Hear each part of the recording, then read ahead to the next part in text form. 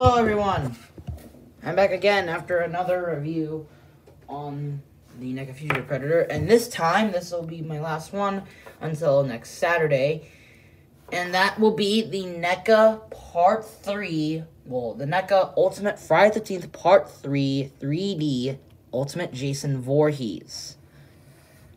Long name, but anyways, here he is. Now, here's the box. Front, which is a lenticular cover, which is really cool. The top, the bottom, the side, the other side. Oh, whoops.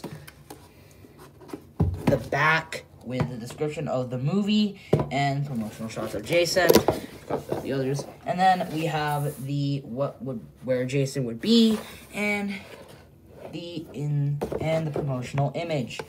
Now let's put them all this box over here, and let's put Part 3 Jason here. Now, keep in mind, this is the original release, so it's not going to be full of those awesome, paint and stuff. It's going to have some dirt. So anyways, painting and sculpting on this figure is really good standards. Now, let's start off with the face.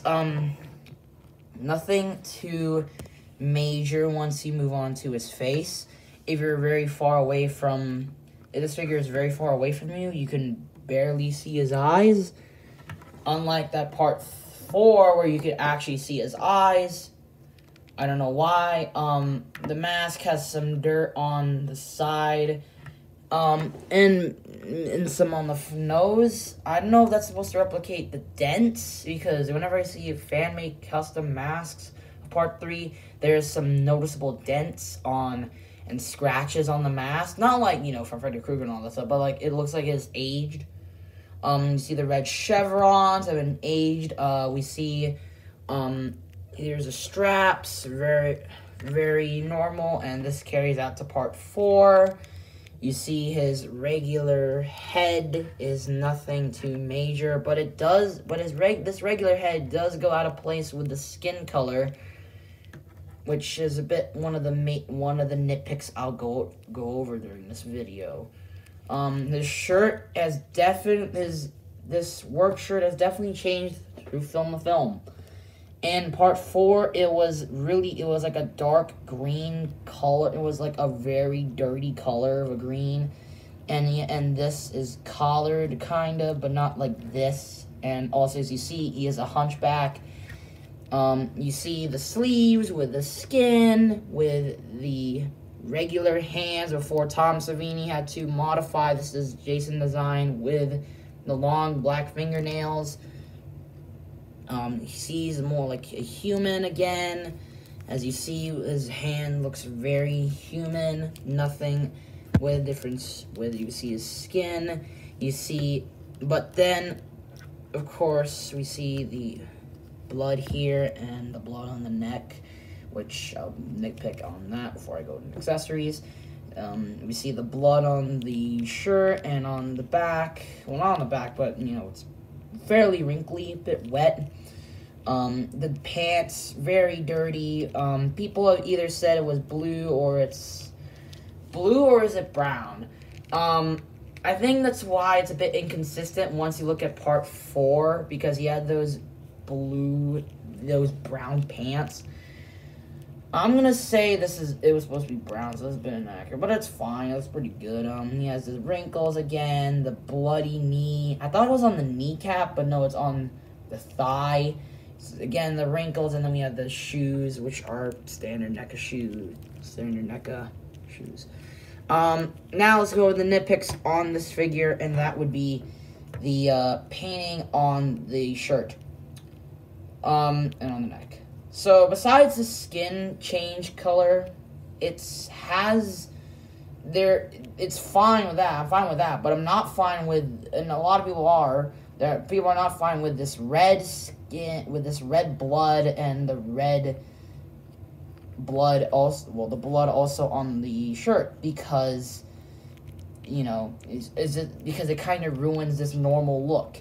Now, once you move... Now, this is supposed to fit this battle-damaged head, but then you can't really do anything with that, because you're going to have to nitpick. You have to, not really nitpick. You have to, choose, because they have because you can't really paint over the neck because you're gonna need that for the battle damage. You can't really, so you win both. You lose both ways.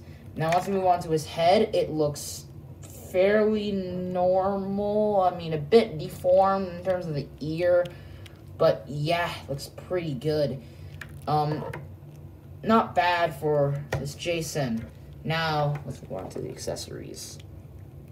The accessories, we have his battle damaged head. It's a bit wider in size, and you know, it looks a bit out of place, but it does go in place with a battle damaged head, and it looks very good, very gruesome. I don't know why it had to use the mask to, you know, put the axe in. We have the fire poker, very normal of a fire poker, and I hope to Lord I don't break this compared to my remake Jason, because I broke that fire poker. We have the standard knife, a bit bent up and a bit lazily. It looks pretty normal. I don't like this knife at all. I don't see a knife like this, so it looks pretty normal. I forgot I have this part 4 knife. I have the monkey wrench, which I don't remember Jason getting a kill on anybody using a monkey wrench. So, but it's a pretty nice, decent accessory. Well, pretty nice and decent accessory. The pitchfork, you know, where you get kills Loco. Now, of course, in the film, it's a bit inconsistent because when he kills Loco, it was 4, but when he grabs it, it's like 5. So it's yes and no. It's inaccurate and accurate at the same time. And we have the harpoon gun. Very great, nothing too bad, but I really wish they gave out like another harpoon gun without the harpoon. And then we get the machete, very clean, and obviously different compared to part 4, where part 4 had a brown handle, and I think it was like the handle was that long, not that long, yeah, and then of course there's no blood on that. And then he has the wooden axe with rust, I think, on it. So, or blood, who knows. But otherwise, that's a pretty good figure. Now, Jason's articulation. Jason's articulation is a bit outdated, considering the figure is made within my standpoint. Made in 2012. Yes, these were in blister card packaging. So, very standard, very, very standard. Just very standard articulation and a bit dated. Now, let's go over it. Now you can go, well, let's start off with his articulation before I go very overboard. So his head is on the ball joint. You can look up, down, tilt side to side, lean side to side, 360 on the arm, and a very nice flapping motion in it. No bicep swivel, but a bend and a ball joint at the wrists. Also swivel there. He has this very tight waist movement, and he also has some very loosey-goosey hips, but they have a thigh swivel, kick up and back, beautiful spread, bend, and a very tight ball joint at the knee, or at the foot. Posability is really good, but again, very outdated. Now, I already talked about accessories, so I'll talk about that more, and I'll have a photo gallery for that. So, size, I think he's somewhere around 6 or 7 inches, due to he's bigger than the average Marvel Legends. Otherwise, yeah. So, overall, would I suggest this figure? Probably, actually, if you're a big fan of this movie, yes, go for it. Now, originally, I didn't really want to get this figure, considering, you know, I didn't really like the Part 3 design. But once I was playing further into the game, you know, I somewhat liked it more and more. And I think it had more justice in the movie. Kind of a very weird and origin story why I got this figure. I also think this figure has...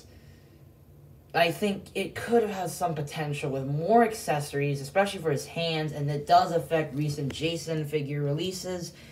Maybe also could have included more, maybe decent style articulation, but then again, NECA wasn't thinking back then where it wouldn't, update it, so that's kind of sad. And it's just pretty good. Now, some notable issues besides that is the masks on them are kind of loose. The point, these move, and I am afraid that these might break, which is really, really sad. But otherwise, for a figure like these two, this figure, I'd say he's definitely worth picking up if you get the reissue. If you get the reissue, good, because, the original releases are very expensive and outdated. So, anyways, like, subscribe, hit the bell. Discord server will be linked in the description below. And until then, I'll see you guys next time. Bye-bye.